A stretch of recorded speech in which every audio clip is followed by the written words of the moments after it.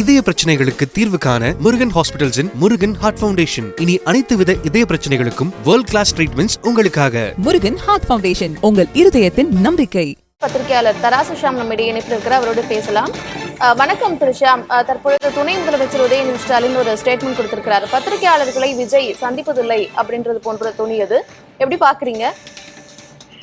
பத்திரிகையாளர்களை விஜய் சந்திப்பதில்லை, அது சரிதான். விரைவில் சந்திக்கலாம், அதற்கும் வாய்ப்பு இருக்கிறது. விஜயின் இன்றைய பேச்சு என்பது அரசியல் ஆக்ரோஷமாக இருந்தது, அக்ரெசிவ் பாலிடிக்ஸ். இதுவரைக்கும் அவர் அப்படி பேசல, இப்போது அப்படி பேசியிருக்கிறார். திமுக தீய சக்தி, அந்த பழைய எம்ஜிஆர் வசனம், அதாவது 1972 77 வரைக்கும் தாங்க. 77 எம்ஜிஆர் முதலமைச்சராகி சட்டமன்றத்துக்குள்ள போன உடனே சட்டமன்றத்தோட முதல் நாள், அந்த முதல் கூட்டத்தொடர்லயே திமுகவும் அதிமுகவும் இரட்டை குழல் தூக்கி 5 விஷயங்கள்ல இடஒதுக்கீடு, மாநில உரிமை, மொழி நலன், இப்படி 5 விஷயங்களை பட்டியலிட்டு திமுகவும் அதிமுகவும் இரட்டை குழல் துப்பாக்கி என்று சொல்லிவிட்டார். அதற்கு பிறகு அந்த தீய சக்திங்கிற அந்த பதப்பிரயோகம் ரொம்ப குறைஞ்சு போச்சு. இப்ப 84 எம்ஜிஆர் அவர்களுக்கு உடல்நலம் சரியில்லாம போச்சு. 87 வரைக்கும் அவர் பெரிய அளவுக்கான ஆக்ரோஷமான பாலிடிக்ஸ் கிடையாது. ஆனா இந்த பழைய விஷயத்த விஜய் ஞாபகப்படுத்தியிருக்காருன்னு தான் நான் எடுத்துக்கிறேன். ப்ராபபிலி செங்கோட்டையன் அவ்வாறு சொல்லியிருக்கலாம். தீய சக்தி, தூய சக்தி, கொஞ்சம் ரிதமிக்கா பேசுனதெல்லாம் அரசியல் ரீதியாக ரொம்ப ஆக்ரோஷமாக தெரிந்தது. அதே நேரத்துல சில புள்ளி விவரங்கள் தவறாகவும், அதையும் நம்ம சுட்டிக்காட்ட வேண்டிய கடமை இருக்கு. சார், அதை பாக்குறதுக்கு முன்னாடி தற்பொழுது இப்போ உதயநிதி ஸ்டாலினுடைய எப்போதுமே அவர்கிட்ட ஒரு அப்ரோச் இருக்கும், துணை முதலமைச்சர் கிட்ட ஒரு அப்ரோச் இருக்கும்.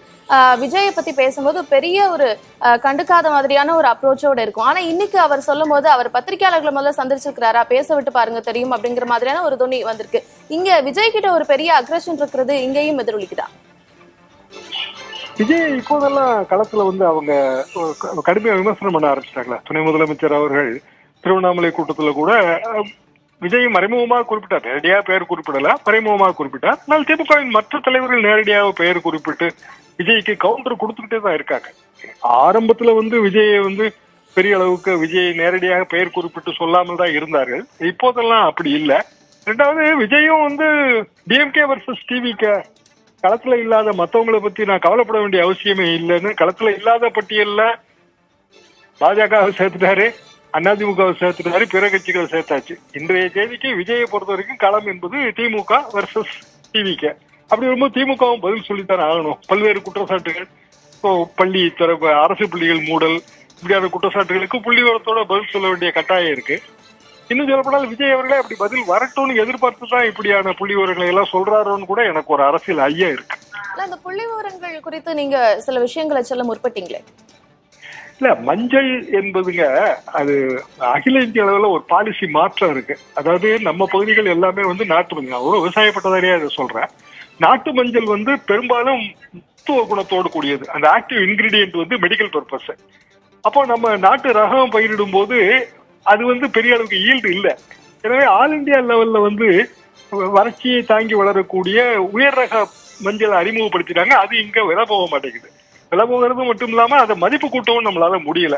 எனவே எல்லாமே இப்ப FPO கீழே கொடுத்துட்டாங்க. அது ரொம்ப வருஷமா இருக்கு. 2017 காலகட்டத்துல FPOs வந்துருச்சு. மஞ்சளுக்குன்னே தனியாக ஃபார்மர்ஸ் அடங்கிய ஒரு 100 ஏக்கர் 200 ஏக்கருக்கு ஒரு குழு. அதுக்கு அரசாங்கம் பணம் கொடுக்குது, மத்திய அரசாங்கமும் அதுக்கு அந்த பங்கு தொகை கொடுக்குது.